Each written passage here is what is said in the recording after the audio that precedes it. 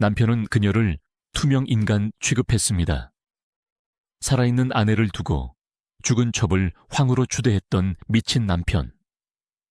그녀는 폐위 직전까지 몰렸던 비참한 황후였습니다. 하지만 최후의 승자는 그녀였습니다. 남편도 연적도 모두 요절했지만 그녀는 홀로 64년을 버티며 황실의 주인이 되었습니다. 그 결과는 어땠을까요?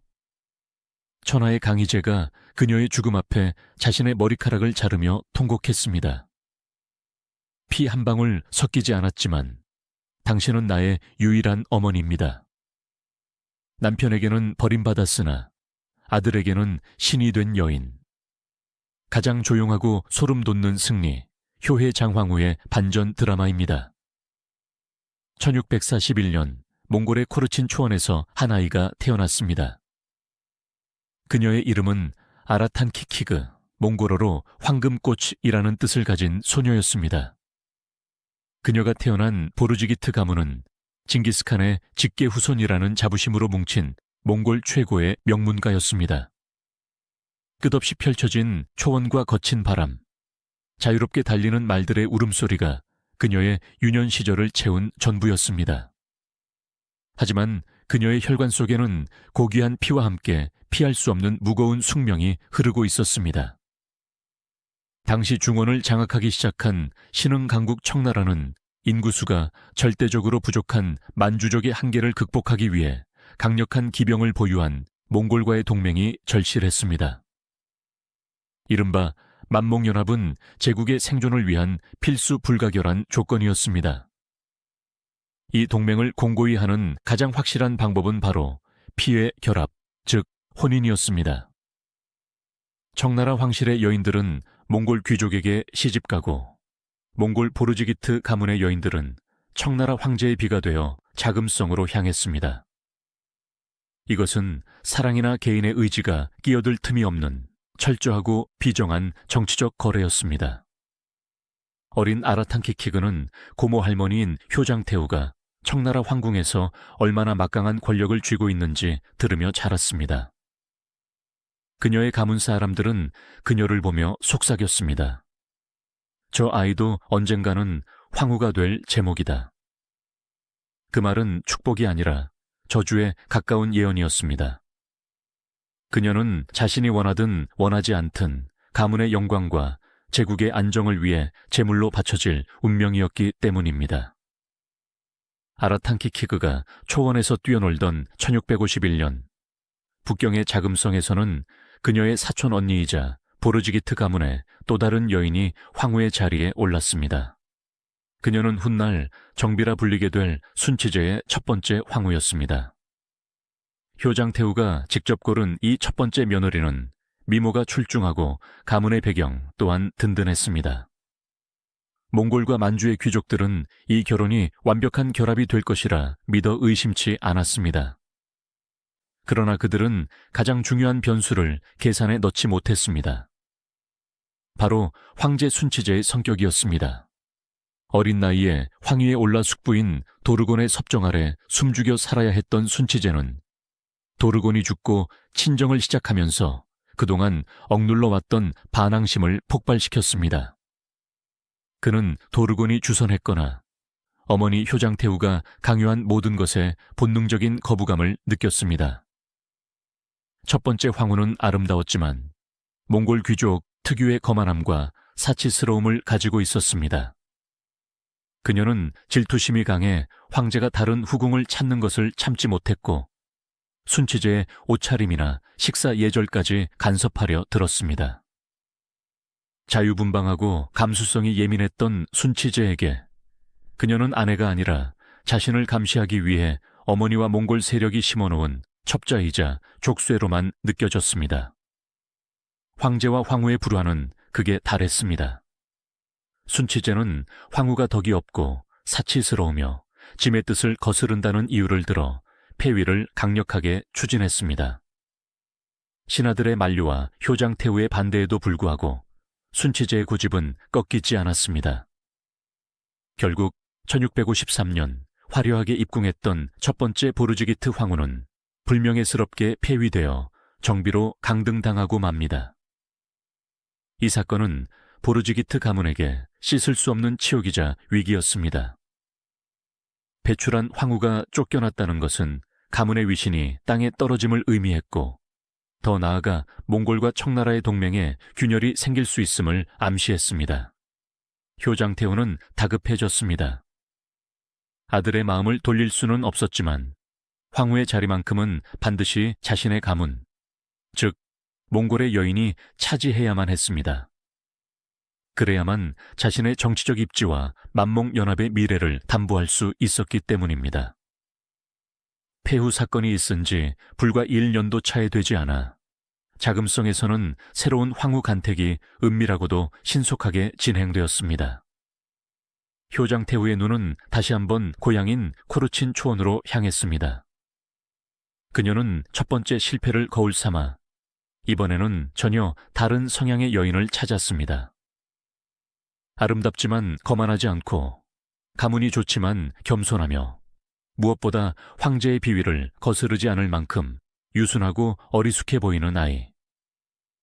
그 조건에 완벽하게 부합하는 인물이 바로 13살의 아라탄 키키그였습니다. 그녀는 폐위된 전 황후의 조카이자 순치제에게는 외사촌 조카가 되는 혈연이었습니다. 족보가 꼬일 대로 꼬인 근친혼이었지만 당시 황실의 권력 유지 문법에서 그것은 전혀 문제가 되지 않았습니다. 1654년 초원에서 불어오는 바람 냄새가 아직 옷깃에 배어있는 13살 소녀는 영문도 모른 채 짐을 꾸려야 했습니다. 그녀의 아버지 추르지는 딸의 손을 잡고 가문의 영광을 이야기했지만 어린 소녀의 눈에 비친 것은 알 수 없는 미래에 대한 두려움뿐이었습니다. 그녀는 자신이 황후가 되러 가는 것이 아니라 실패한 언니의 빈자리를 메우기 위한 대용품으로 팔려가는 것임을 본능적으로 느꼈을지도 모릅니다. 북경으로 향하는 마차 안에서 그녀는 고향의 초원을 하염없이 바라보았을 것입니다. 자유롭게 말을 달리던 시절은 끝났습니다. 이제 그녀를 기다리는 것은 겹겹이 쌓인 붉은 성벽과 한번 들어가면 살아서는 나올 수 없는 구중궁궐의 암투, 그리고 전 부인을 내쫓아버린 비정한 남편이었습니다. 이것은 신데렐라의 동화가 아니었습니다. 가문의 생존을 위해 벼랑 끝으로 내몰린 어린 양의 희생제이나 다름없었습니다. 자금성에 도착한 그녀를 맞이한 것은 숨막히는 화려함과 그보다 더 숨막히는 긴장감이었습니다. 그녀는 입궁하자마자 비의 대우를 받았고 불과 한 달 만인 1654년 6월 16일 정식으로 황후에 책봉되었습니다. 이토록 빠른 승진은 그녀의 능력이 출중해서가 아니라 하루빨리 황후의 자리를 채워 몽골 세력을 안심시키려는 효장태후의 정치적 계산 때문이었습니다. 대례가 거행되던 날, 태화전 앞에는 수만 명의 신료들이 엎드려 새로운 국모의 탄생을 축하했습니다. 금빛 봉황관을 쓰고 붉은 예복을 입은 14살의 황후는 단상 위에서 천하를 내려다보았습니다. 하지만 그 화려한 의식 속에서 그녀가 느낀 것은 환희가 아닌 철저한 고립감이었습니다. 그녀의 옆에 앉은 남편, 순치제의 눈빛은 싸늘하기 그지없었습니다. 21살의 혈기 왕성한 황제에게 이 어린 신부는 그저 어머니가 강요한 두 번째 몽골 인형에 불과했습니다. 그는 그녀에게서 폐위된 전처의 그림자를 보았습니다. 같은 몽골 출신, 같은 가문, 같은 억양. 순치제는 그녀를 한 명의 여인으로 보려 하지 않았습니다. 그에게 그녀는 자신이 타파하고 싶은 구체제, 어머니의 간섭, 그리고 억지스러운 정략 결혼의 상징일 뿐이었습니다. 첫날 밤 촛불이 일렁이는 황후의 침소인 곤영궁에는 침묵만이 감돌았습니다. 순치제는 의무적으로 합방했지만 그의 마음은 굳게 닫혀 있었습니다. 어린 황후는 남편의 사랑을 받기 위해 어떤 기교를 부려야 하는지, 어떻게 하면 그의 화를 돋우지 않을지 알지 못했습니다. 그녀는 본성이 순박하고 우직한 사람이었습니다. 거짓으로 웃음을 팔거나 아양을 떠는 법을 배우지 못한 초원의 딸이었습니다. 역설적이게도 그녀의 이러한 순수함과 우직함은 순치제에게는 둔함과 무능함으로 비쳤습니다. 황제는 그녀가 너무 조용해서 재미가 없다고 생각했고, 몽골 풍습에 익숙한 그녀의 행동거지가 세련되지 못하다고 비웃었습니다. 입궁 초기부터 그녀는 철저히 투명 인간 취급을 받았습니다. 황제는 그녀의 처소를 거의 찾지 않았고, 찾는다 해도 의무적인 방문에 그쳤습니다. 화려한 금장식 아래 그녀의 심장은 외로움으로 천천히 말라가고 있었습니다. 입궁 후 2년 동안 효의 장황후는 숨죽여 살았습니다. 그녀는 자신이 폐위된 전처의 전처를 밟지 않기 위해 필사적으로 몸을 낮췄습니다. 질투하지 않았고 사치하지 않았으며 황제가 다른 후궁을 총애해도 묵묵히 지켜만 보았습니다. 시어머니인 효장태후는 그런 며느리가 안쓰러우면서도 대견했습니다. 전처처럼 표독스럽게 굴지 않고 묵묵히 자리를 지키는 것, 그것만이 현재로서는 최선이었기 때문입니다. 하지만 운명은 그녀에게 그 정도의 평온조차 허락하지 않았습니다. 1656년 자금성의 공기를 송두리째 바꿔놓을 한 여인이 입궁합니다. 그녀는 훗날 동학비라 불리게 될 동학씨였습니다. 동학씨는 효의 장황후와는 정반대의 인물이었습니다. 그녀는 강남의 문인들처럼 시와 서화에 능통했고 섬세한 감수성과 뛰어난 화술을 지니고 있었습니다. 그녀는 순치제가 갈망하던 영혼의 동반자 그 자체였습니다. 순치제는 동학씨를 보자마자 마치 벼락을 맞은 듯 사랑에 빠졌습니다. 지금까지 그 누구에게도 주지 않았던 맹목적이고 열정적인 사랑을 그녀에게 쏟아부었습니다. 이것은 단순한 황제의 총애가 아니었습니다. 그것은 기존의 황실 질서를 파괴하는 폭풍이었습니다. 순치제는 동학씨를 입궁 한 달 만에 황귀비로 책봉했습니다. 황후 바로 아래의 품귀였지만 대우는 황후를 능가했습니다. 황제는 동학비의 책봉을 위해 천의 사멸령을 내렸는데 이는 황후 책봉 때나 있을 법한 파격적인 조치였습니다. 효의 장황후는 자신의 곤영궁 창가에 앉아 저 멀리 동학비의 처소인 승공궁에서 들려오는 웃음소리와 음악소리를 들어야 했습니다. 황제의 발길은 완전히 끊겼습니다. 궁녀들과 내관들조차 황후의 눈치를 보지 않고 실세인 황귀비 동학씨에게 줄을 서기 시작했습니다.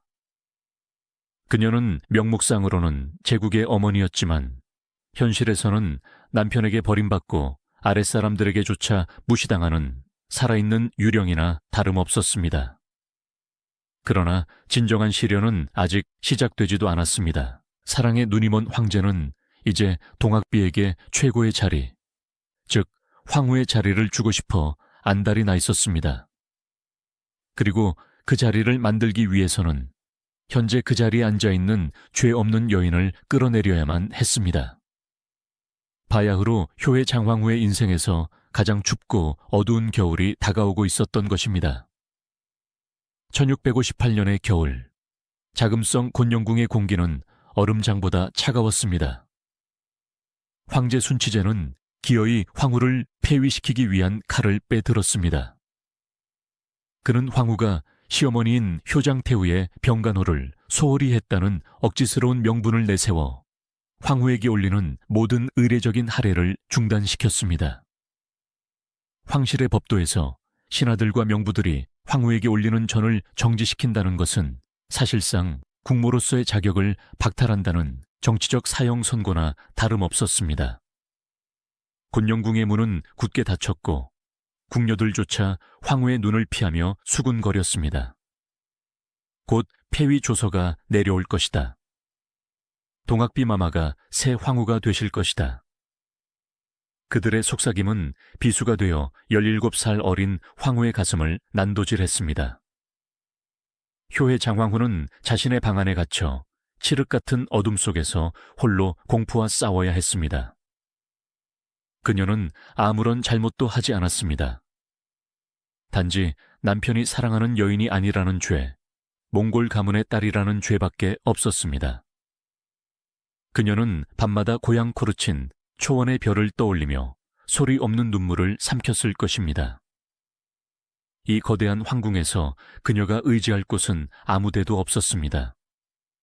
하지만 절망의 끝에서 그녀를 구원한 손길은 예상치 못한 곳에서, 아니 가장 강력한 곳에서 뻗어 나왔습니다. 바로 병석에 누워있던 시어머니 효장 태후였습니다. 산전수전 다 겪은 노련한 정치가였던 태후는 아들의 위험한 도박을 더 이상 묵과할 수 없었습니다. 황후를 폐하는 것은 몽골 전체를 적으로 돌리는 일이다. 네가 사랑에 눈이 멀어 제국의 안위를 위태롭게 하려느냐. 태후의 불호령은 서슬퍼런 황제의 기세를 잠시 멈추게 했습니다. 또한 조정의 만주족 대신들 사이에서도 불만이 터져나오기 시작했습니다. 황제가 한족 문화를 지나치게 숭상하고 동학비에게 빠져 국정을 소홀히 한다는 비판 여론이 비등했던 것입니다. 순치제는 어머니의 완강한 반대와 신료들의 차가운 시선에 부딪혀 결국 폐위 논의를 잠정 중단할 수밖에 없었습니다. 효해 장황후는 가까스로 황후의 자리는 지켰으나 그것은 상처뿐인 생존이었습니다. 황제는 폐위를 거두는 대신 그녀를 철저히 없는 사람 취급하기로 작정했습니다. 그녀의 권위는 바닥에 떨어졌고 자금성 안에서 그녀는 이름뿐인 허수아비 황후로 전락했습니다. 1660년 8월 황후에게 닥친 시련은 또 다른 국면을 맞이합니다. 황제의 영혼을 사로잡았던 여인 황귀비 동학씨가 갑작스럽게 세상을 떠난 것입니다. 22살의 젊은 나이였습니다. 황제가 그토록 사랑했던 여인의 죽음, 이것은 효의 장황후에게 기회였을까요? 아니면 더 큰 재앙이었을까요? 순치제의 슬픔은 광기로 변했습니다. 그는 동학비가 죽자 식음을 전폐하고 스스로 머리카락을 자르려 했으며 심지어 출가하여 승려가 되겠다고 소동을 피웠습니다. 이성을 잃은 황제는 죽은 동학비를 효헌당 영황후로 추서했습니다. 이것은 살아있는 정실 황후인 효의 장황후에게 가할 수 있는 최악의 모욕이었습니다. 멀쩡히 두 눈 뜨고 살아있는 황후가 있음에도 첩을 황후로 추존하다니. 이는 사실상 효의 장황후를 죽은 사람 취급하거나 폐위된 것과 다름없다고 선언하는 행위였습니다. 순치제는 여기서 멈추지 않았습니다. 그는 다가올 1661년 새해의 신년 할애를 모두 취소하고 내외 명부의 여인들이 효의 장황후에게 문안 인사를 올리는 것조차 금지했습니다. 내게 황후는 오직 죽은 동학비뿐이다. 황제의 무언의 메시지는 잔인하고 명확했습니다. 효의 장황후는 남편이 죽은 연인을 위해 온 나라를 뒤흔들며 장례를 치르는 꼴을 묵묵히 지켜봐야 했습니다. 동학비의 장례식은 국장 수준으로 거행되었고 수많은 관리와 궁녀들이 순장을 강요당하거나 가혹한 처벌을 받았습니다. 자금성은 눈물과 공포로 뒤덮였습니다. 그 광란의 도가니 속에서 효의 장황후는 곤영궁 깊은 곳에 칩거하며 숨조차 크게 쉬지 못했습니다. 그녀는 살아있으나 죽은 존재, 생과부보다 더한 생유령이었습니다. 하지만 운명의 신은 잔혹하면서도 공평한 법일까요? 동학비가 떠나고 불과 4개월 뒤인 1661년 1월, 자금성에 또다시 죽음의 그림자가 드리웠습니다. 이번에는 황제 순치제 자신이었습니다. 당시 불치병이자 저승사자의 초대장이라 불리던 천연두가 황제를 덮친 것입니다. 동학비를 잃은 슬픔으로 이미 심신이 쇠약해질 대로 쇠약해진 24살의 젊은 황제는 병마를 이겨낼 힘이 없었습니다. 고열에 시달리며 헛소리를 내뱉던 순치제는 죽음이 임박했음을 직감했습니다. 그는 마지막 힘을 짜내어 후계자를 지목하는 유서를 작성하게 됩니다. 이 긴박한 순간 자금성의 모든 눈은 황제의 침소인 양심전으로 쏠렸습니다. 다음 황제는 누가 될 것인가? 그리고 살아남은 황후, 효의 장황후의 운명은 어떻게 될 것인가? 순치제에게는 여러 아들이 있었지만 그 중에서도 셋째 아들인 현엽이 선택되었습니다. 그 이유는 역설적이게도 그가 이미 천연두를 앓고 살아남아 면역을 가지고 있다는 점 때문이었습니다. 그 아이가 바로 훗날 청나라 최고의 성군이 되는 강희제입니다. 1061년 정월 초 7일 밤하늘을 가르는 굉음과 함께 순치제는 숨을 거두었습니다. 사랑을 위해 왕관조차 버리려 했던 로맨티스트 황제. 그러나 아내에게는 한없이 비정했던 남편은 그렇게 허무하게 떠났습니다. 황후 나이 겨우 21살. 꽃다운 나이에 그녀는 과부가 되었습니다. 남편의 장례식이 진행되는 동안 그녀는 소복을 입고 황제의 관 앞에 엎드렸습니다. 그녀의 눈에서 흐른 눈물은 슬픔 때문이었을까요? 아니면 지옥 같았던 세월에 대한 회한 때문이었을까요? 아니면 이제 더 이상 폐위의 공포에 떨지 않아도 된다는 안도감이었을까요? 그 복잡 미묘한 감정은 오직 그녀만이 알 것입니다. 순치제의 죽음과 함께 자금성의 공기는 순식간에 바뀌었습니다. 8살의 어린 현엽이 황제에 즉위하니 연호는 강희라 하였습니다. 그리고 어제까지 미운 오리 새끼 취급을 받던 효의 장황후의 지위는 하루아침에 수직 상승했습니다. 그녀는 이제 황제의 정모로서 모후 황태후가 되었습니다. 물론 강희제에게는 낳아준 친어머니 동가씨가 있었습니다. 그녀 역시 성모 황태후로 존봉되었습니다. 8살 황제를 사이에 두고 2명의 태후가 존재하는 기묘한 상황. 보통 이런 경우 생모와 정모 사이에는 보이지 않는 권력 다툼과 질투가 싹트기 마련입니다. 하지만 효의 장황후는 여기서 다시 한번 그녀만의 놀라운 성품을 보여줍니다. 그녀는 권력을 탐하거나 생모를 견제하려 하지 않았습니다. 오히려 자신보다 신분이 낮았던 후궁 출신의 생모 동가씨를 존중하고 어린 황제를 함께 돌보는 데 주력했습니다. 그러나 비극은 끝나지 않았습니다. 강희제가 즉위한 지 불과 2년 만인 1663년, 강희제의 생모인 효강장황후마저 병으로 세상을 떠나고 맙니다. 겨우 10살이 된 소년 황제는 아버지와 어머니를 연이어 잃고 천의 고아가 된 것입니다.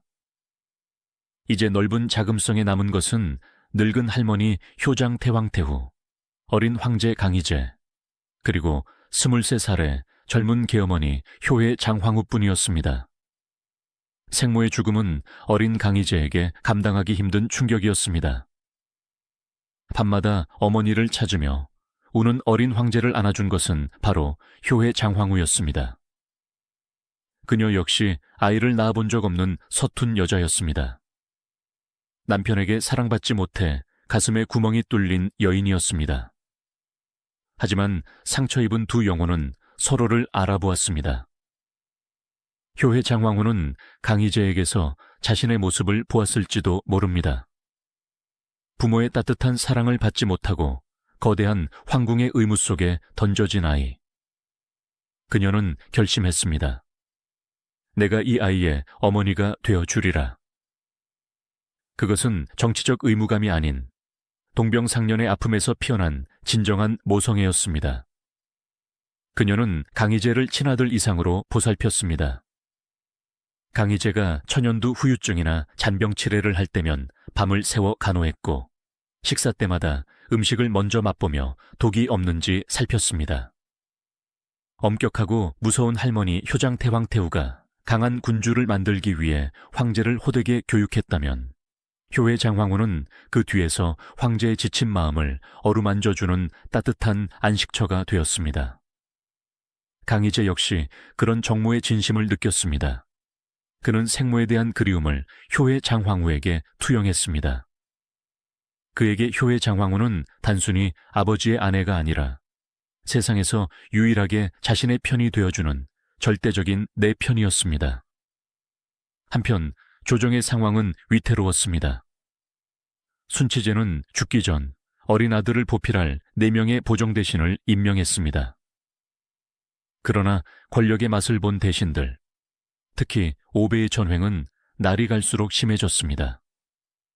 오베는 황제를 무시하고 국정을 좌지우지하며 제2의 황제처럼 행세했습니다. 황권은 약화되었고 황실은 위협받았습니다. 이 위험한 시기, 내명부를 지키는 두 여인, 효장 태왕태후와 효의 장황태후의 역할은 절대적이었습니다. 할머니 효장 태왕태후가 전면에 나서서 오베와 정치적 수싸움을 벌이는 동안 며느리 효의 장황태후는 묵묵히 내명부를 단속하고 황제의 신변을 보호했습니다. 그녀는 화려한 장신구를 벗어 던지고 검소한 생활을 실천했습니다. 나라가 어려운데 태후가 사치할 수 없다며 황실의 경비를 줄여 군비와 구율미로 내놓았습니다.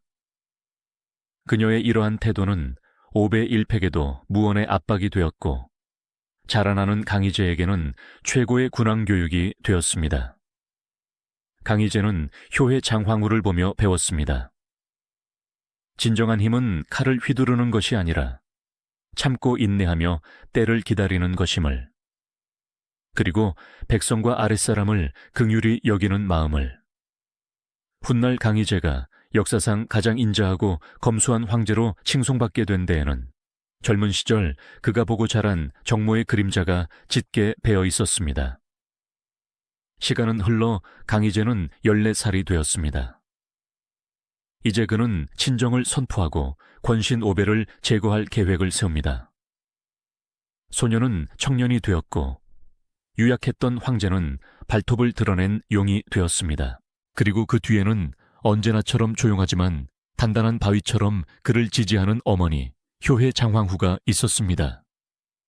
하지만 평온해 보이는 이들의 관계에도 또 다른 시련과 이별이 기다리고 있었습니다. 강희제가 오베를 숙청하고 진정한 황제로 거듭나는 과정, 그리고 효장 태왕태후의 노소애와 죽음. 이 격동의 세월 속에서 효의 장황후는 또 어떤 모습으로 황실을 지켜낼까요? 남편의 무덤게 핀 꽃은 졌지만 아들의 정원에는 이제 막 거대한 나무가 뿌리를 내리고 있었습니다. 64년의 긴 기다림 중 이제 겨우 10년이 지났을 뿐입니다. 1660년대 후반, 자금성에는 팽팽한 긴장감이 감돌고 있었습니다. 소년 황제 강희제는 하루가 다르게 성장하여 총명한 군주의 자질을 보이고 있었지만 그의 앞을 가로막고 있는 거대한 장벽이 있었습니다. 바로 선왕 순치제가 남긴 고명 대신이자 조정의 실권을 장악한 오베였습니다.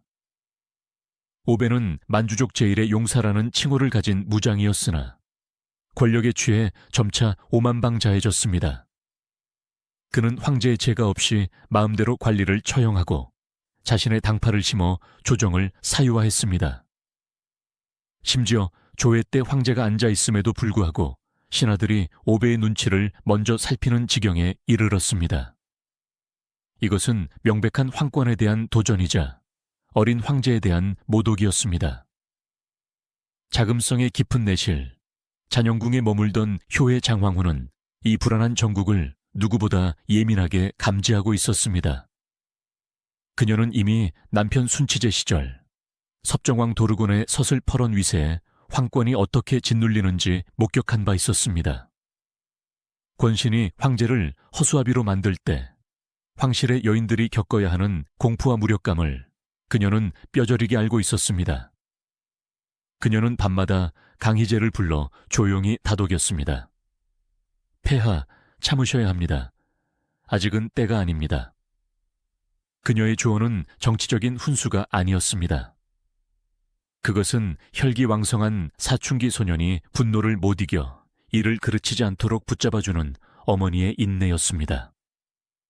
강희제가 오베의 무례함에 치를 떨며 돌아올 때면 효해 장황후는 따뜻한 차를 내어주며 그의 손을 잡았습니다. 그녀의 침묵과 평온함은 분노로 들끓는 황제의 마음을 식혀주는 유일한 안식처였습니다. 1669년 5월, 드디어 역사의 물줄기를 바꿀 순간이 다가왔습니다. 16살이 된 강희제는 더 이상 꼭두각시 노릇을 하지 않기로 결심했습니다. 그는 오배를 제거하기 위해 치밀하고도 대담한 계획을 세웠습니다. 무예를 익힌다는 핑계로 어린 귀족 자제들로 구성된 친위부대 선포고를 조직하여 씨름과 레슬링 훈련을 시킨 것입니다. 오배는 이것을 그저 어린 황제의 철없는 놀이로 치부하며 방심했습니다. 거사가 있던 날, 자금성의 공기는 무거웠습니다. 내명부의 여인들은 영문도 모른 채 평소보다 삼엄한 경비태세에 숨을 죽여야 했습니다. 효해 장황후는 불당에 들어가 향을 피우고 기도를 올렸습니다. 만약 강희제의 계획이 실패한다면, 오배가 역모를 꾀한다면, 황제는 폐위될 것이고 태왕태후와 자신 역시 무사하지 못할 것이 뻔했습니다. 그것은 단순히 권력을 잃는 문제가 아니라 생사가 걸린 도박이었습니다. 하지만 강희제는 해냈습니다. 방심한 채 입궁한 오배를 어린 씨름꾼들이 덮쳐 포박하는 데 성공한 것입니다. 천하를 호령하던 늙은 호랑이는 하룻밤 사이에 우리에 갇힌 신세가 되었습니다. 오바의 숙청과 함께 강희제는 진정한 천하의 주인으로 우뚝 섰습니다. 이 소식이 내명부에 전해졌을 때 효해 장황후가 느꼈을 안도감은 말로 표현할 수 없었을 것입니다. 그녀는 달려온 강희제를 맞이했습니다.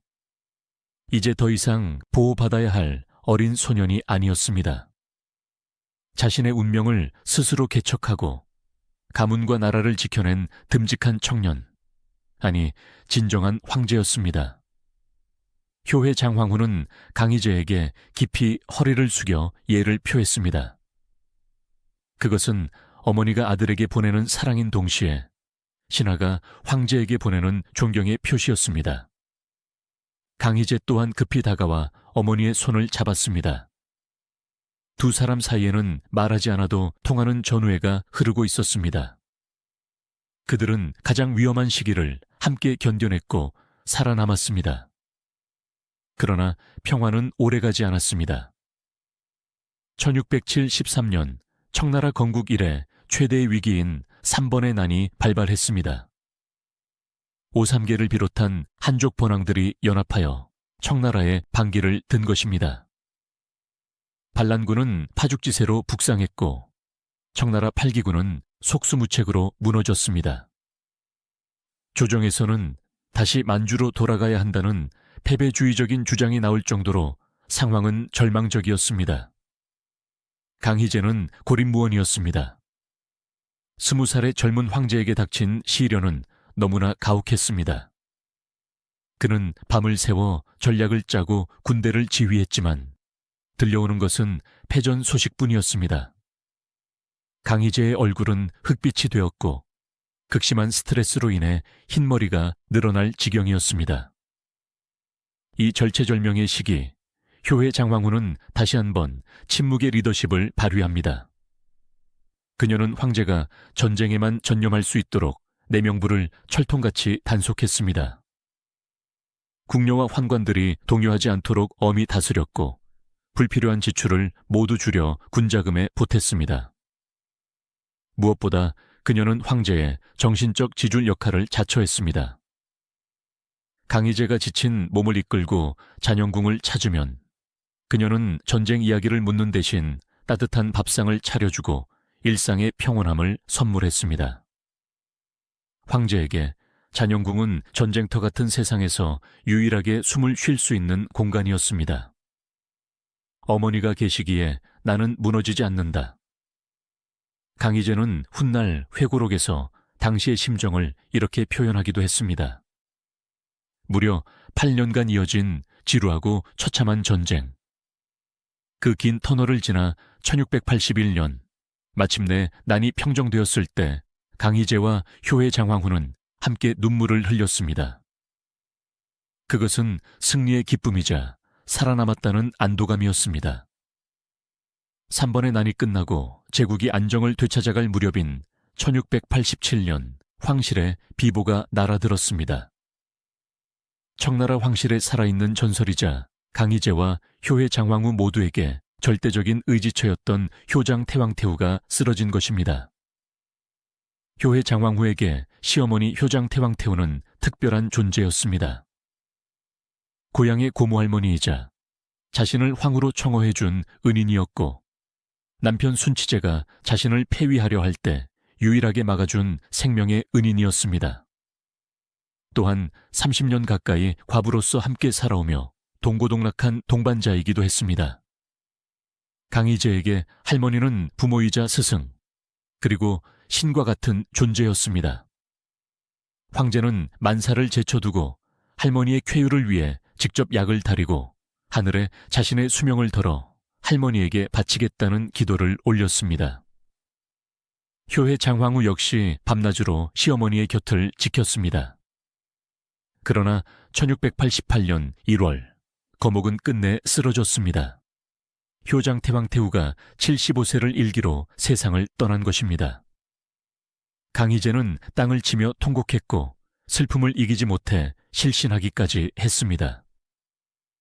효장 태왕태후의 죽음은 효의 장황후에게도 거대한 변화를 의미했습니다. 이제 그녀의 머리 위에 있던 큰 우산이 사라졌습니다. 그녀는 명실상부한 황실의 최고 어른, 유일한 황태후가 되었습니다. 이것은 권력의 상승인 동시에 막중한 책임감이 어깨를 짓누르는 일이기도 했습니다. 장례식이 끝나고 자금성에는 정막이 흘렀습니다. 강희제와 효의 장황후 두 사람은 마주 앉았습니다. 이제 그들은 서로에게 남은 유일한 가족이었습니다. 강희제의 친부모는 오래전에 죽었고 이제 할머니마저 떠났습니다. 순치제의 시대를 기억하고 공유하는 사람은 이 넓은 세상에 오직 두 사람뿐이었습니다. 효장 태왕태후의 죽음을 기점으로 강희제와 효의 장황후의 관계는 질적으로 변화합니다. 이전까지가 할머니의 그늘 아래서 보호받는 손자 며느리의 연대였다면 이제는 서로를 지탱해야만 하는 어머니와 아들의 완전한 결합이었습니다. 강희제는 할머니를 잃은 상실감을 메우기 위해 효의 장황후에게 더욱 매달렸습니다. 그는 마치 어린아이처럼 효의 장황후에게 효도를 다했습니다. 이것은 유교적 예법을 넘어서는 일종의 집착에 가까운 애정이었습니다. 이제 내게 어머니는 당신 한 분뿐입니다. 황제의 눈빛은 그렇게 말하고 있었습니다. 효의 장황후 또한 늙어가는 아들을 보며 마음이 짠해졌습니다. 천하를 호령하는 황제지만 그녀의 눈에는 여전히 열병을 앓던 8살의 어린 현엽이 보였습니다. 그녀는 돌아가신 시어머니를 대신해 황제의 건강을 챙기고 황제의 수많은 후궁과 자녀들을 관리하며 내명부의 질서를 확고히 했습니다. 1689년 강희제는 어머니에 대한 효심을 세상에 증명하기 위해 대규모 토목 공사를 지시합니다.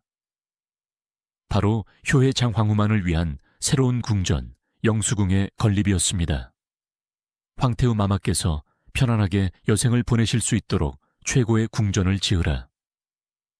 강희제의 엄명 아래 당대 최고의 건축가들과 장인들이 동원되었습니다. 영수궁은 단순히 화려하기만 한 건물이 아니었습니다. 그곳은 강희제가 어머니에게 바치는 헌사였습니다. 황제는 궁전의 위치 선정부터 내부 장식 하나하나까지 직접 챙겼습니다. 궁전이 완공되고 효의 장황후가 입주하던 날, 강희제는 직접 어머니의 가마를 부축했습니다. 새 궁전의 정원에 선 효의 장황후는 감격에 겨워 말을 잇지 못했습니다.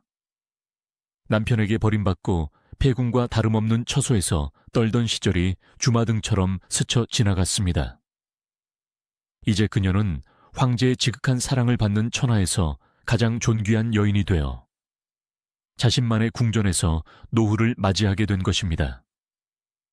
이것은 단순한 건물의 완공이 아니었습니다. 그것은 인내의 승리를 상징하는 기념비였습니다. 효의 장황후는 증명해 보였습니다. 화려한 미모나 교태로 남편을 사로잡는 것보다 덕과 인내로 아들의 마음을 얻는 것이 더 위대하고 영원한 승리라는 것을 말입니다. 하지만 평온한 노후가 그녀를 기다리고 있는 것만은 아니었습니다. 강희제의 자녀들이 성장하면서 황실에는 또 다른 피바람이 예고되고 있었기 때문입니다. 황태자와 황자들 사이의 권력투쟁, 이른바 구자탈적의 비극이 서서히 막을 올리고 있었습니다. 1690년대의 자금성은 제국의 전성기를 알리는 화려함으로 빛나고 있었습니다.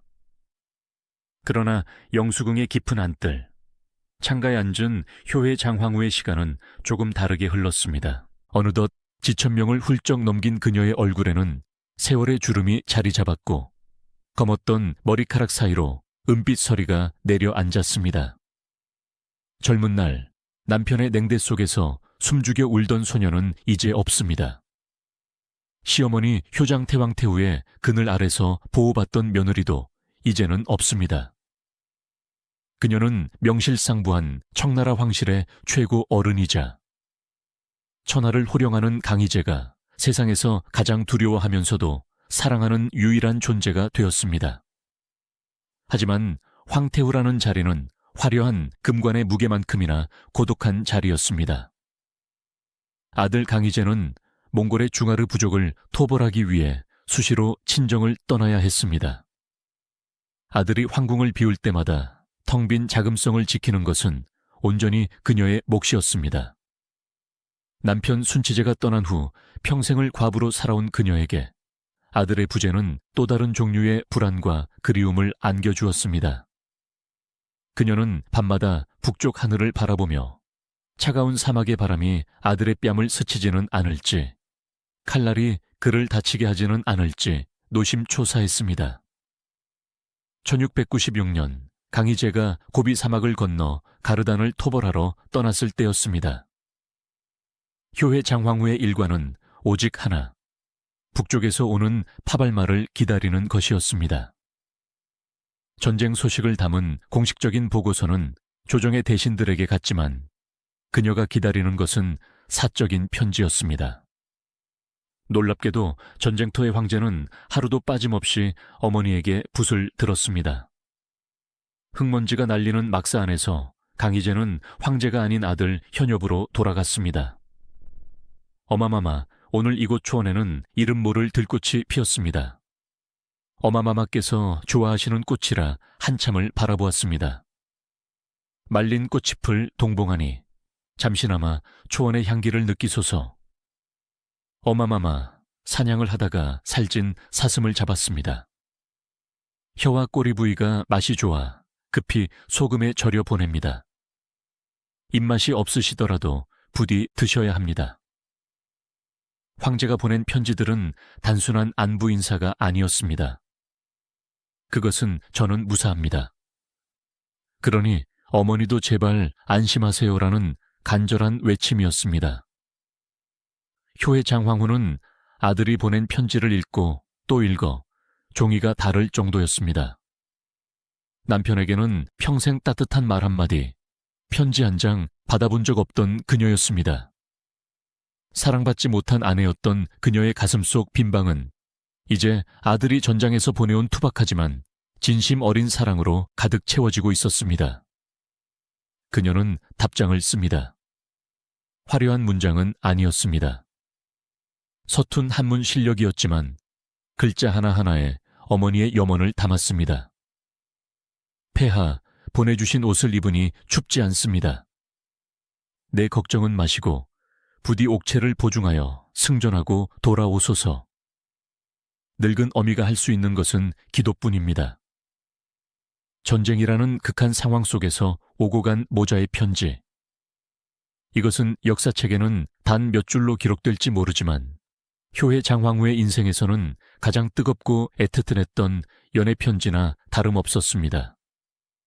그녀는 깨달았습니다. 자신이 낳지는 않았지만 기른정이 핏줄보다 더 진하게 흐르고 있음을 말입니다.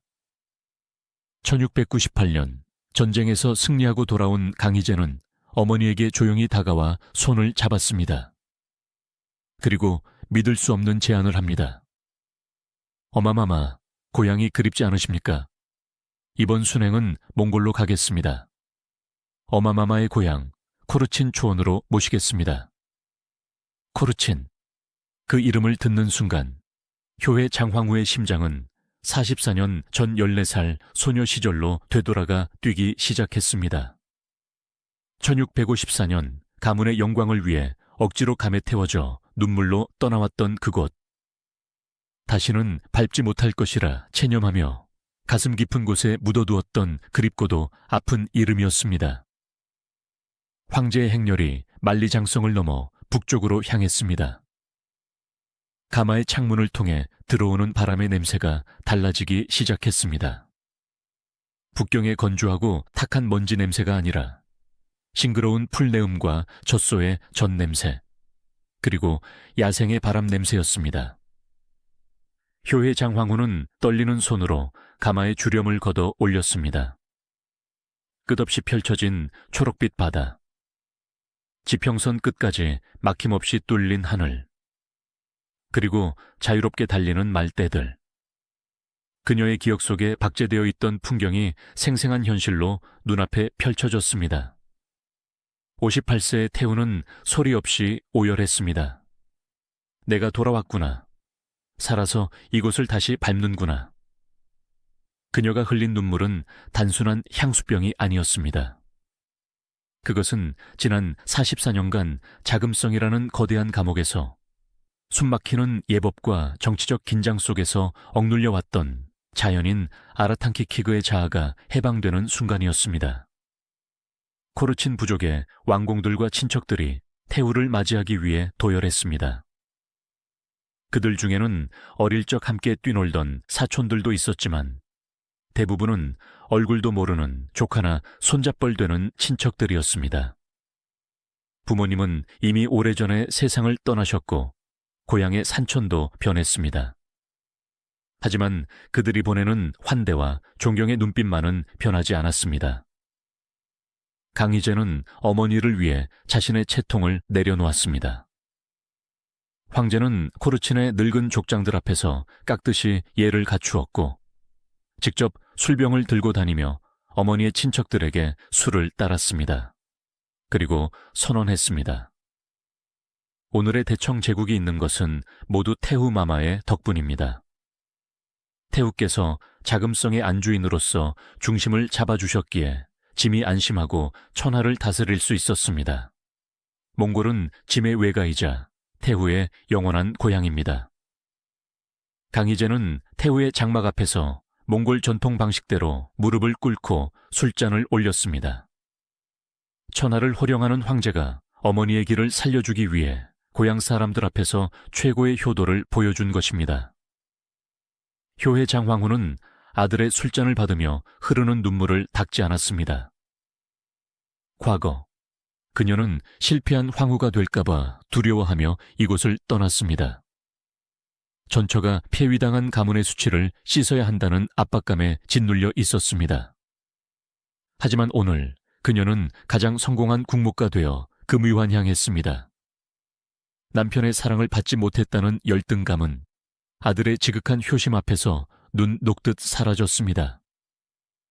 초원의 바람이 그녀의 백발을 흩날렸고 그녀는 비로소 지난 세월의 모든 상처와 화해할 수 있었습니다. 1701년 자금성 영수궁에서 효의 장황후의 60세 생일 잔치가 열렸습니다. 인생의 황홍이에 접어든 그녀를 위해 강희제는 다시 한번 전설적인 장면을 연출합니다. 연회가 무르익었을 때 48살의 황제가 자리에서 일어나 악색의 비파를 건네받았습니다. 그리고 직접 연주를 하며 노래를 부르기 시작했습니다. 그것은 만주족의 옛민요, 어머니를 기리는 노래였습니다. 노래가 끝나자 황제는 덩실덩실 춤을 추기 시작했습니다. 색동옷을 입은 어린아이처럼 팔을 흔들고 무릎을 굽히며 재롱을 피웠습니다. 엄숙하고 근엄하기로 소문난 강희제가 오직 어머니를 웃게 만들기 위해 체면을 버리고 광대가 된 것입니다. 어마마마 만수무강하소서. 소자가 이렇게 건강하게 춤을 추니 어마마마께서도 부디 천년을 사시옵소서. 효의 장황후는 활짝 웃으며 박수를 쳤습니다. 그녀의 눈가에는 주름이 가득했지만 그 미소만큼은 14살 소녀처럼 해맑았습니다. 주변의 신하들과 명부들도 모두 감동의 눈물을 훔쳤습니다. 이 순간 그녀는 세상에서 가장 행복한 어머니였습니다. 낳은 정보다 기른 정이 깊다는 것을, 그리고 인내 끝에 찾아온 열매가 얼마나 달콤한지를 온 천하에 증명하는 순간이었습니다.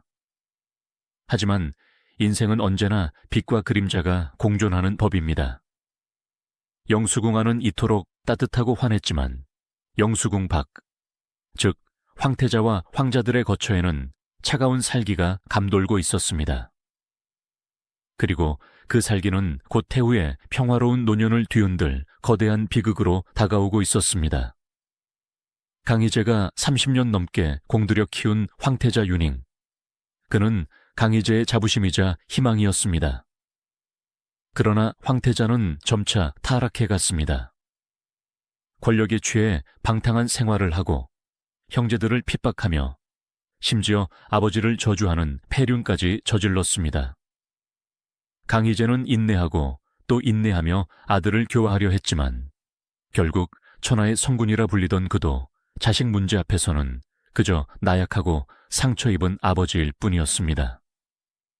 강희제는 식음을 전폐하고 며칠 동안 실어증에 걸린 사람처럼 멍하니 앉아 있거나 발작적으로 통곡했습니다.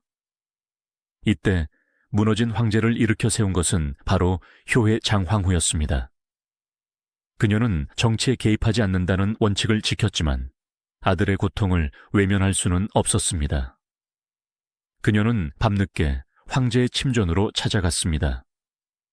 그리고 아무 말 없이 마치 강희제가 8살 꼬마였던 시절처럼 그의 머리를 자신의 가슴에 안았습니다.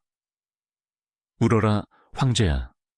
천하 앞에서는 울 수 없으니 이 어미 품에서라도 다 울어내거라. 강희제는 칠순이 다 된 어머니의 품에 얼굴을 묻고 짐승처럼 울부짖었습니다. 어머니, 제가 잘못 키웠습니다. 제 살점이 떨어져 나가는 것 같습니다. 효의 장황후는 거친 손으로 아들의 등을 쓸어내렸습니다. 그녀 역시 자식을 낳아본 적은 없지만 아들 강희제의 고통이 고스란히 자신의 살을 파고드는 것을 느꼈습니다. 그녀는 폐위된 황태자를 비난하지도, 그렇다고 황제의 결정을 칭찬하지도 않았습니다. 그저 묵묵히 아들의 슬픔을 받아내는 거대한 손뭉치가 되어주었습니다. 그녀의 존재는 강희제에게 마지막 피난처였습니다. 세상 모든 사람이 황제의 권력을 탐하거나 두려워할 때 오직 이 늙은 어머니만이 황제의 인간적인 고통을 이해하고 보듬어 주었습니다. 황태자 폐위 사건 이후 자금성은 극도의 혼란에 빠졌습니다. 나머지 황자들은 비어있는 태자 자리를 차지하기 위해 노골적으로 이빨을 드러냈습니다. 내명부 역시 각 황자를 지지하는 후궁들과 며느리들의 암투로 살얼음판이 되었습니다. 효의 장황후는 병약해진 몸을 일으켜 세웠습니다. 그녀는 내명부의 기강을 잡아야 했습니다. 만약 안주인인 자신이 흔들리면 강희제가 국정에 집중할 수 없고 제국은 걷잡을 수 없는 소용돌이에 휘말릴 것이 뻔했습니다. 그녀는 황자들의 아내들을 모두 영수궁으로 불렀습니다. 그리고 평소의 온화한 미소 대신 서리빨 같은 위엄으로 꾸짖었습니다. 황실의 불행을 틈타 사리사욕을 채우려는 자가 있다면 내가 용서치 않을 것이다. 너희들의 남편이 형제끼리 칼을 겨누게 하지 마라. 그것이 너희가 살 길이다. 효의 장황후의 단호한 태도에 며느리들은 엎드려 떨었습니다. 그녀는 60년을 황궁에서 살아남은 최고 원로였습니다. 순치제의 폐후 사건, 동학비의 전횡, 5배의 난, 3번의 난을 모두 겪고 살아남은 생존의 화신이었습니다. 그녀의 한마디는 청음 같은 무게를 지니고 있었습니다. 그녀는 자신의 감정을 철저히 숨겼습니다. 속으로는 황제와 손자들을 걱정하며 뼈가 녹는 듯한 아픔을 느꼈지만 겉으로는 태산처럼 흔들리지 않았습니다. 그녀는 영수궁을 세상의 풍파가 닿지 않는 성역으로 만들었습니다.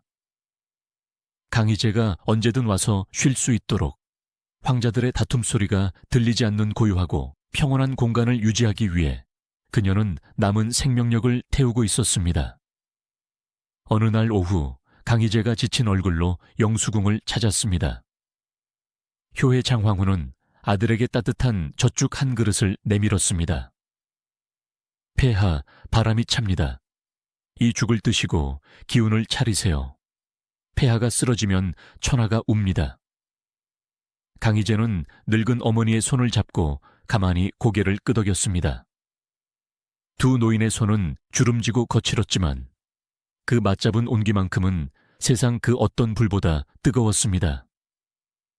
이제 그녀의 시간도 얼마 남지 않았습니다. 몸은 점점 무거워지고 기억은 가물가물해졌습니다. 하지만 그녀는 끝까지 놓을 수 없는 것이 있었습니다. 바로 이 가여운 아들, 강희제였습니다. 내가 눈을 감기 전까지는 절대 너를 홀로 두지 않으마. 그것이 어머니 효의 장황후의 마지막 소명이자 그녀를 지탱하는 힘이었습니다. 자금성의 시간은 잔인할 만큼 공평하게 흐릅니다. 1700년대 초반 영수궁을 가득 채웠던 황합잔치의 웃음소리와 비파 연주소리는 이제 희미한 메아리가 되어 사라졌습니다. 화려했던 등불이 꺼진 자리에는 길고 짙은 그림자가 내려 앉았습니다.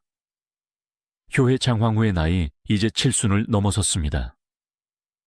예시야기 속의 주인공들은 모두 떠났습니다. 그녀를 지켜주던 시어머니 효장 태왕태후도, 평생의 라이벌이자 그림자였던 동학비도, 그리고 그녀를 냉대했던 남편 순치제도 모두 역사의 뒤양일로 사라진 지 오래입니다. 넓은 자금성에서 청나라 입관 초기에 그 거칠고 불안했던 시대를 기억하는 사람은 이제 그녀 단 한 사람뿐이었습니다. 장수는 축복이라 불리지만 때로는 형벌과도 같습니다. 사랑하는 사람들이 하나둘 곁을 떠나는 것을 지켜봐야 하는 고독한 형벌. 하지만 효의 장황후는 죽을 수도 쓰러질 수도 없었습니다. 그녀에게는 아직 완수하지 못한 마지막 임무가 남아있었기 때문입니다. 바로 세상 모든 풍패 찢기고 상처 입은 아들, 늙은 황제 강희제를 끝까지 지켜보는 것이었습니다. 1712년 강희제는 생애 가장 고통스러운 결단을 다시 한번 내려야 했습니다. 4년 전 폐위시켰다가 아버지의 정으로 다시 복권시켰던 황태자 윤행을 영구히 폐위시킨 것입니다. 짐은 이제 자식이 없다. 이 나라의 미래를 누구에게 맡겨야 한단 말인가. 강희제의 절규가 건청궁을 뒤흔들었습니다. 아들을 2번이나 죽여야 했던 아버지의 심정은 갈기갈기 찢겨 나갔습니다. 천하의 성군이라 칭송받던 강희제였지만 그 순간만큼은 실패한 가장이자 비참한 노인일 뿐이었습니다. 황제는 비틀거리는 몸을 이끌고 습관처럼 영수궁을 찾았습니다. 그러나 이번에는 울 힘조차 없었습니다. 그는 효의 장황후의 발치에 힘없이 주저앉아 텅 빈 눈으로 허공만 바라보았습니다. 효의 장황후는 그런 아들을 보며 가슴이 미어지는 듯했습니다. 그녀는 알고 있었습니다. 지금 황제에게 필요한 것은 괜찮다는 위로의 말이나 힘을 내라는 격려가 아니라는 것을요. 그 어떤 말도 자식을 버린 아비의 고통을 덜어줄 수는 없었습니다. 그녀는 그저 조용히 아주 천천히 황제의 손을 잡았습니다. 그녀의 손은 이제 앙상한 나뭇가지처럼 말랐고 검버섯이 피어 있었지만 그 온기만큼은 여전히 따뜻했습니다. 폐하, 내가 여기 있습니다. 이 어미가 아직 살아 있습니다. 그녀의 침묵은 웅변보다 강했습니다. 세상 모든 사람이 황제의 권력을 노리고 아들들마저 아버지를 배신하는 이 비정한 황궁에서 오직 단 한 사람. 아무런 대가 없이, 아무런 계산 없이 그저 현엽이라는 인간 자체를 사랑해주는 존재가 곁에 있다는 사실. 그것이 강희제가 미치지 않고 그 지옥 같은 시간을 견디게 한 유일한 밧줄이었습니다. 이 시기 영수궁과 건청궁을 오가는 것은 화려한 진상품이 아니라 약이었습니다. 효의 장황후는 노환으로 눈이 침침해지고 기력이 쇠했으며 강희제 역시 심장병과 부종, 다리 통증으로 고통받고 있었습니다. 황제와 태후, 제국의 가장 존귀한 두 사람은 이제 서로의 간호사가 되었습니다. 어마마마 서역에서 들어온 안경이라는 물건입니다. 이것을 쓰면 흐릿한 글씨가 잘 보인다고 합니다. 강희제는 자신의 눈도 잘 보이지 않는 상태에서 어머니를 위해 서양 선교사들이 가져온 최신식 안경을 구해 보냈습니다. 폐하의 다리가 붓고 아프다 하니 내 마음이 편치 않습니다. 몽골에서 가져온 약초를 다려보내니 쓰더라도 꼭 드셔야 합니다. 효의 장황후는 떨리는 손으로 직접 약탕기를 확인하며 아들의 약을 챙겼습니다. 두 노인의 대화는 이제 옛날의 추억보다는 오늘의 통증에 대한 이야기가 주를 이루었습니다. 오늘은 좀 어떠십니까? 밤사이 기침은 멎으셨습니까? 서로의 안부를 묻는 그들의 목소리에는 다가올 이별에 대한 두려움이 짙게 배어 있었습니다. 강희제에게 효의 장황후의 건강은 곧 자신의 생명줄과도 같았습니다. 어머니가 아프다는 소식이 들리면 황제는 정물을 보다가도 붓을 떨어뜨릴 정도로 놀라곤 했습니다. 그는 자신이 어머니보다 먼저 죽어 불효자가 될까봐 두려웠고, 반대로 어머니가 먼저 떠나 자신을 홀로 남겨둘까봐 공포에 떨었습니다. 황자들의 권력투쟁인 구자탈적은 날이 갈수록 추악해졌습니다. 황자들은 내명부의 비빈들과 결탁하여 세력을 넓히려 했고, 태후의 환심을 사기 위해 영수궁 문턱이 닳도록 드나들었습니다. 그들은 태후에게 값비싼 보석을 바치며 자신의 경쟁자를 모함하거나 자신의 정당성을 호소하려 했습니다. 하지만 효의 장황후는 그들의 검은 속내를 꿰뚫어 보고 있었습니다.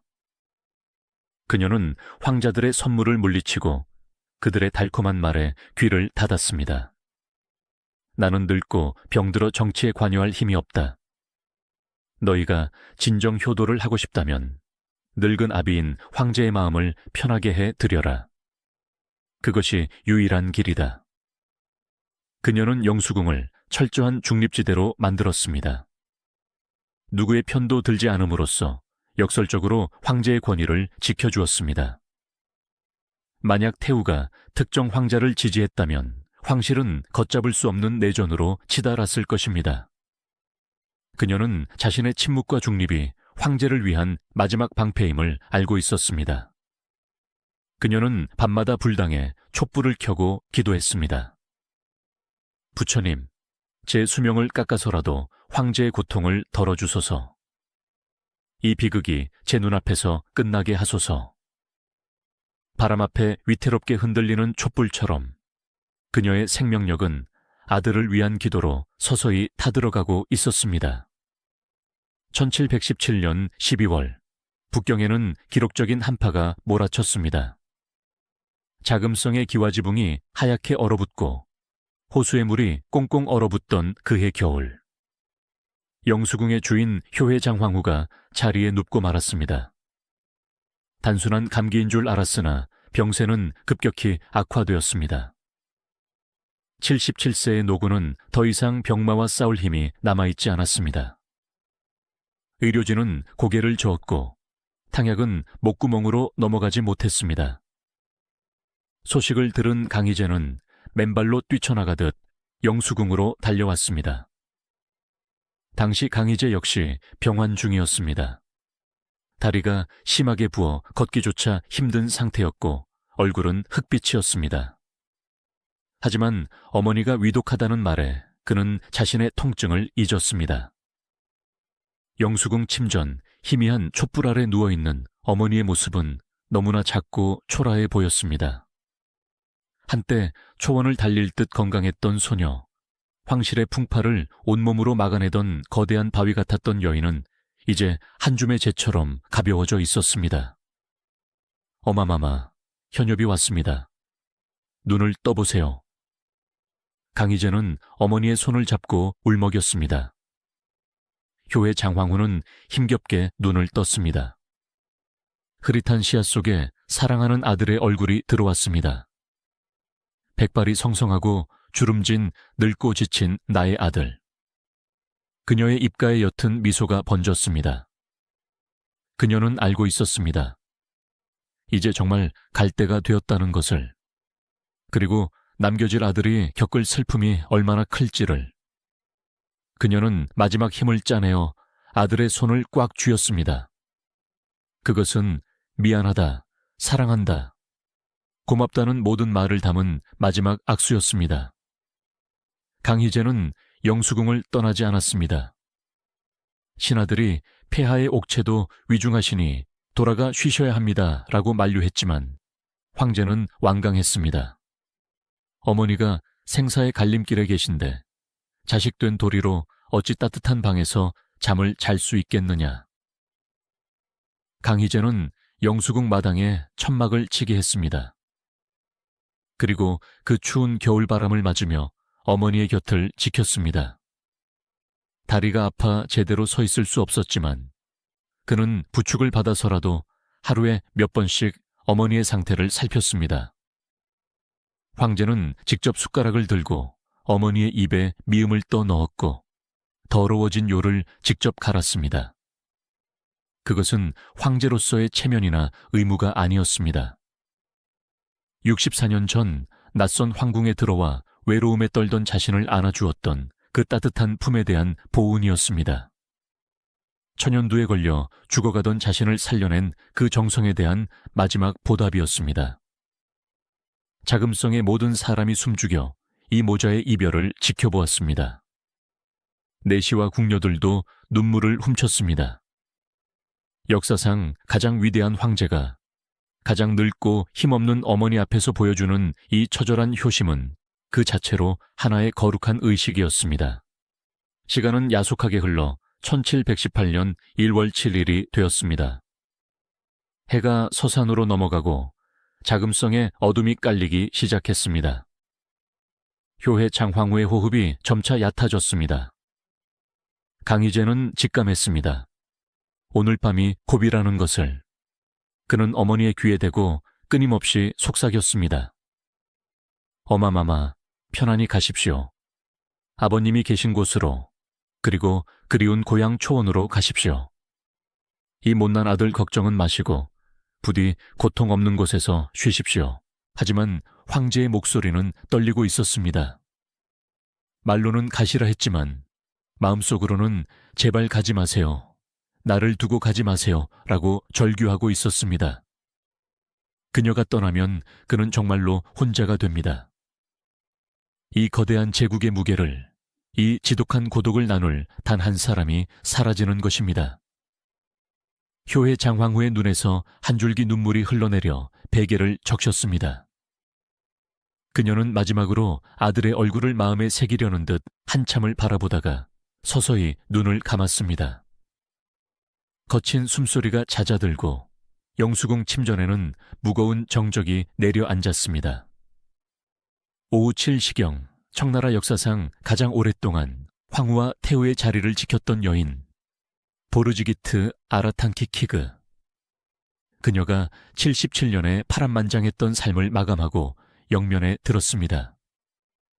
그 순간 황제 강희제의 입에서 터져나온 것은 황제의 위험 있는 애도사가 아니었습니다.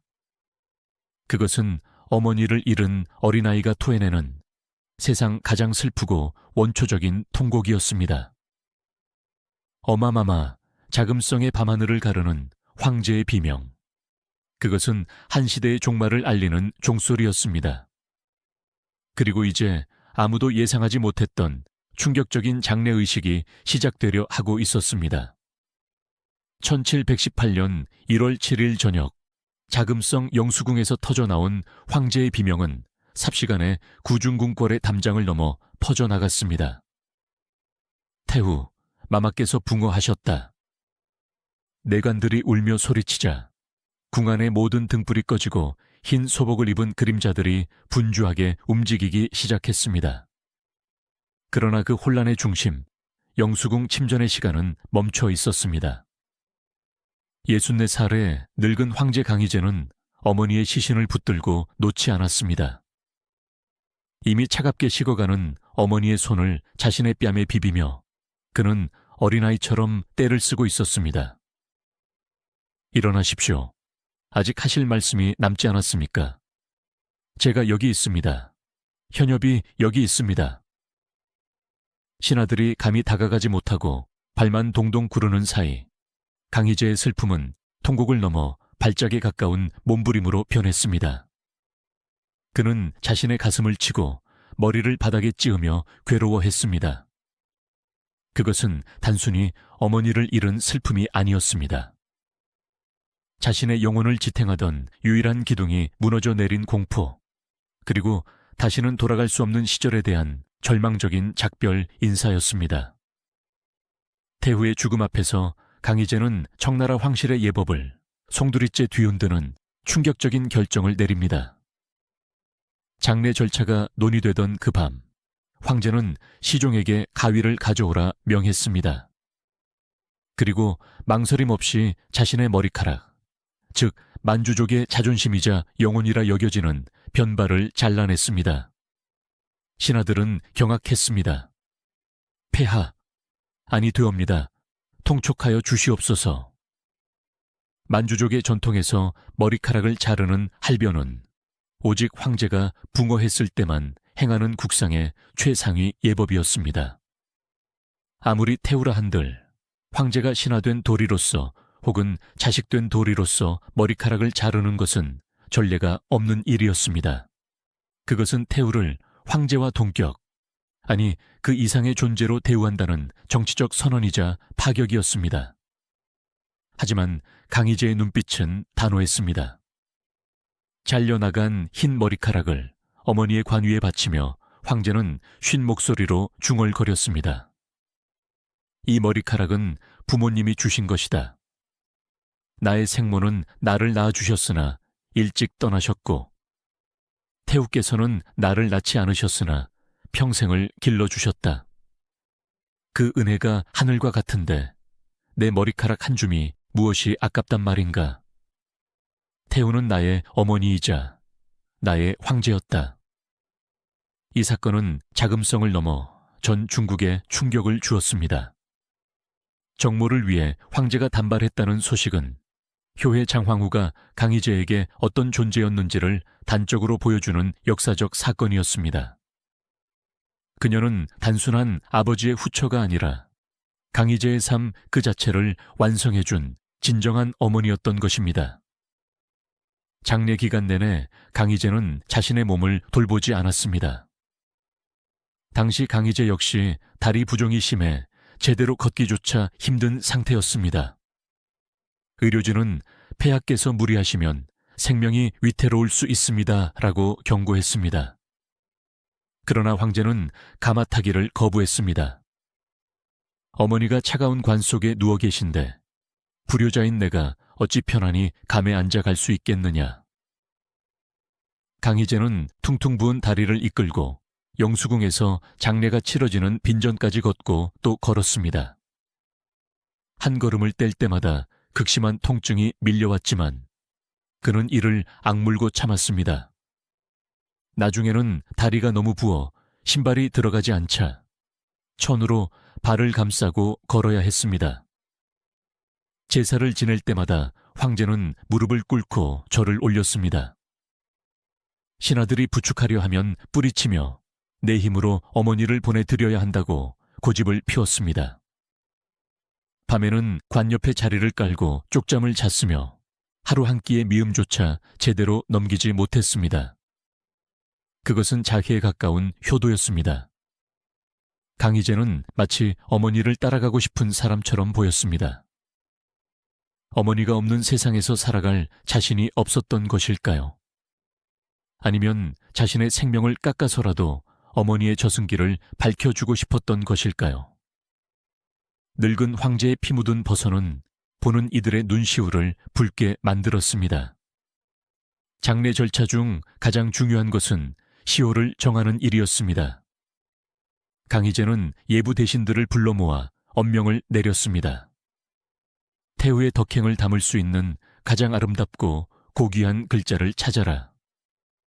수많은 논의 끝에 결정된 시호는 효혜였습니다. 효는 덕의 근본을 의미하고 희에는 인자하고 너그러움을 뜻합니다. 여기에 남편인 순치제의 시호장을 합쳐 그녀는 역사의 효의 장황으로 기록되게 됩니다.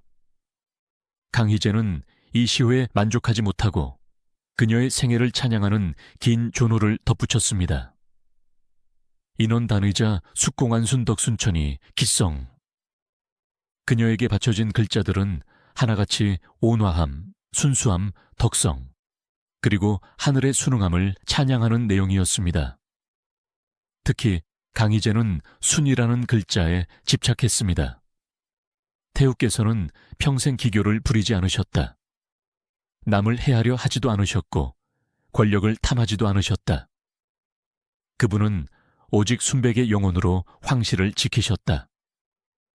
젊은 날 순치제에게 너무 순에 빠져서 매력이 없다고 무시당했던 그녀의 성품이 반세기가 지나 아들 강희재에게는 세상에서 가장 고귀한 순수함으로 재평가된 것입니다.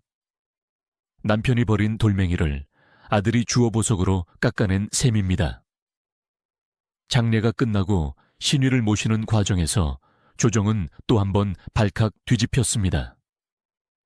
황실의 조상신을 모시는 태묘의 효의 장황후의 신위를 어디에 배치할 것인가가 문제였습니다. 당시 태묘에는 강희재의 생모인 효강 장황후의 신위가 이미 모셔져 있었습니다. 관례대로라면 생모를 우대하거나 적어도 정모인 효의 장황후와 나란히 배치해야 했습니다. 하지만 강희재의 생각은 달랐습니다. 효의 장황후의 신위를 나의 생모보다 윗자리에 모셔라. 신하들은 반대했습니다. 폐하, 혈통의 질서가 있습니다. 생모의 은혜를 가볍게 여겨서는 아니 도옵니다. 유교 사회에서 낳아준 어머니를 뒷전으로 미루는 것은 불효로 비칠 수 있었습니다.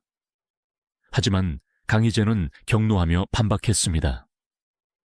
낳아주신 은혜는 하늘 같으나 길러주신 은혜는 땅과 같이 넓다.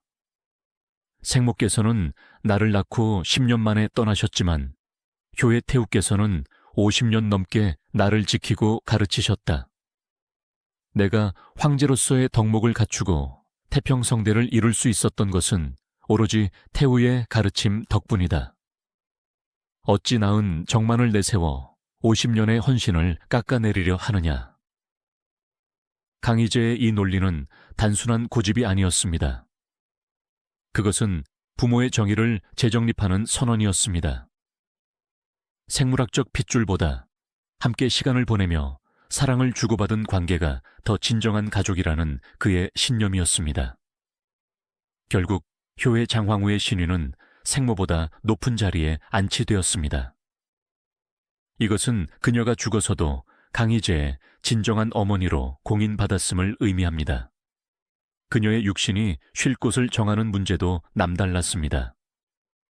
원래 황후는 황제와 합장하는 것이 관례였습니다. 순치제의 무덤인 효릉에는 이미 첫 번째 폐후를 제외하고 생전에 가장 사랑했던 동학비와 강희재의 생모 효강장황후가 합장되어 있었습니다. 강희재는 고민에 빠졌습니다. 어머니를 아버지 곁에 묻어드려야 하는가? 하지만 생전에 아버지에게 냉대받았던 어머니가 죽어서도 연적과 함께 누워있는 것이 과연 행복할까? 강희제는 묘안을 냈습니다. 효릉의 동쪽에 별도의 능력을 조성하여 효의 장황후를 단독으로 모시기로 한 것입니다. 이름하여 효동능. 이것은 청나라 최초의 황후 단독 능이었습니다. 아버님 곁에 모시되 조금 떨어져서 편안하게 쉬시도록 하라. 살아생전 겪으셨던 마음고생을 죽어서는 겪지 않으시도록 그곳에서는 오직 태우만이 주인공이 되게 하라. 강희제는 능의 위치부터 성물의 배치까지 꼼꼼하게 지시했습니다. 그는 효동능을 그 어떤 황제의 능보다 정성스럽게 꾸몄습니다. 이것은 어머니에 대한 마지막 예의이자 그녀를 순치제의 부속품이 아닌 독립적인 인격체로 존중하려는 아들의 세심한 배려였습니다. 1718년 4월 모든 장례 절차가 마무리되고 효의 장황후는 효동릉의 차가운 흙 속으로 들어갔습니다. 수만 명의 행렬이 빠져나간 뒤 영수궁은 텅 비었습니다. 강희제는 다시 영수궁을 찾았습니다. 주인을 잃은 궁전에는 먼지만 쌓여가고 있었습니다. 어머니가 앉았던 의자, 어머니가 쓰던 찻잔, 어머니가 읽던 불경책이 그대로 놓여 있었습니다. 황제는 어머니의 의자에 얼굴을 묻고 한참을 앉아 있었습니다. 이제 그를 현엽이라 불러줄 사람은 세상에 아무도 없었습니다. 그는 천하를 가진 황제였지만 동시에 천하에서 가장 외로운 고아가 되었습니다. 어머니, 이제 저는 누구에게 응석을 부리고 누구에게 위로를 받습니까? 영수궁의 뜰에는 봄꽃이 피어나기 시작했지만 강희제의 마음에는 영원히 끝나지 않을 겨울이 찾아왔습니다. 어머니의 죽음과 함께 강희제의 생명력도 급격히 시들어갔습니다. 역사가들은 말합니다. 효의 장황후의 죽음은 곧 강희제 시대의 종말을 예고하는 서곡이었다고. 64년이라는 긴 세월, 사랑받지 못한 아내로 시작하여 폐위의 위기를 넘기고 묵묵히 인내하며 아들을 지켜낸 여인. 그녀는 떠났지만 그녀가 남긴 사랑의 흔적은 황제의 가슴 속에 그리고 제국의 역사 속에 깊이 새겨졌습니다. 황혼이 깃든 자금성의 붉은 벽에 긴 그림자가 드리웁니다. 바람은 300년 전이나 지금이나 똑같이 불어옵니다. 그 바람 속에 귀를 기울이면 어딘가에서 나지막한 비파소리와 함께 늙은 어머니를 위해 춤을 추는 황제의 웃음소리가 들리는 듯합니다. 역사는 그녀를 효의 장황후라 기록하지만 우리는 그녀를 기다림의 승리자이자 사랑의 연금술사로 기억할 것입니다. 차가운 무관심을 뜨거운 눈물로 녹여낸 여인. 자신의 불행을 타인에 대한 사랑으로 갚아준 여인. 이것으로 청나라 역사상 가장 길고도 고요했던 64년의 여정, 효의 장황후의 이야기를 마칩니다.